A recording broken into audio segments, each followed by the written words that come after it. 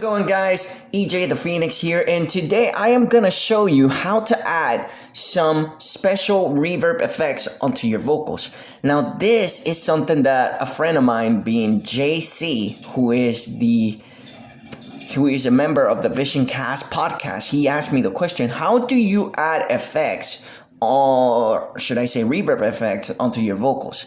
So what I am gonna do, I'm gonna be using a track right here that I already made, and I am going to add some reverb effects. Now the first thing that you want to do is you are gonna go directly onto your mixer.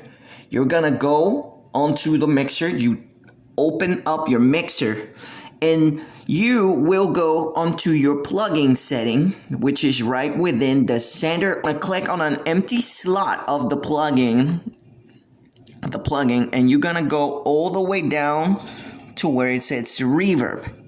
Now usually the one that I use is called reverb. So once you go to reverb, it gives you two options, stereo or dual mono. You're gonna go for stereo.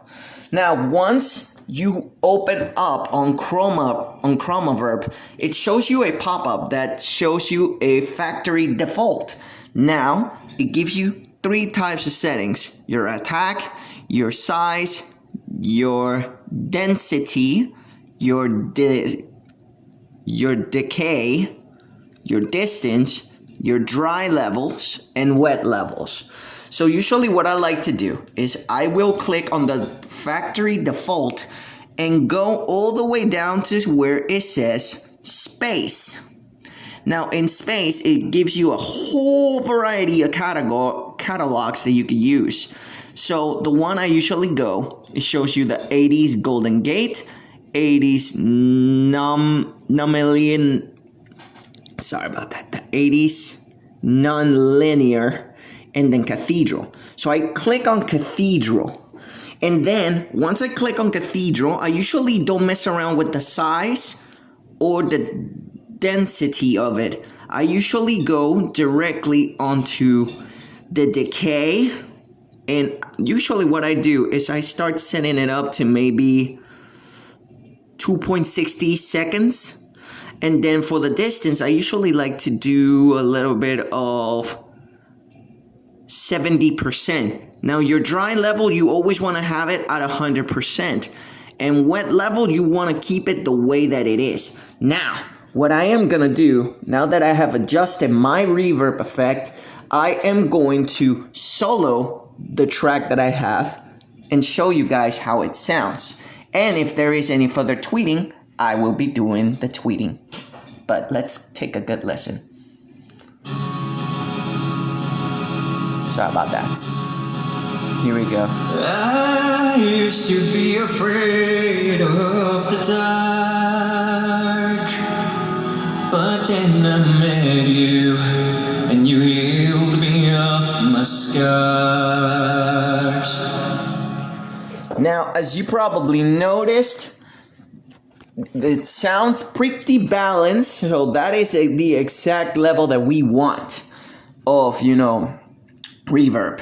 So there is no further editing. So if I play it again, you could listen, and it'll sound something like this.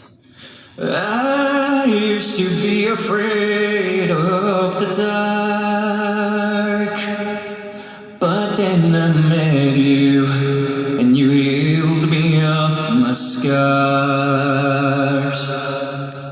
Now, if there is any further editing, which there is none needed, you could go directly onto your faders, and once you turn on your fader setting and adjust it, you see that the modulation bars on that channel will shine a little bit in gold.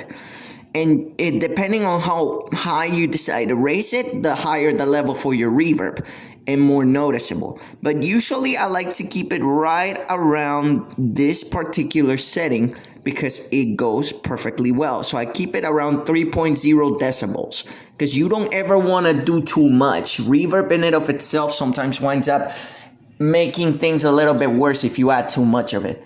So that is exactly how you add reverb onto your particular vocal track, lead track, however you want to call it. I hope this was useful. Stay blessed, you guys.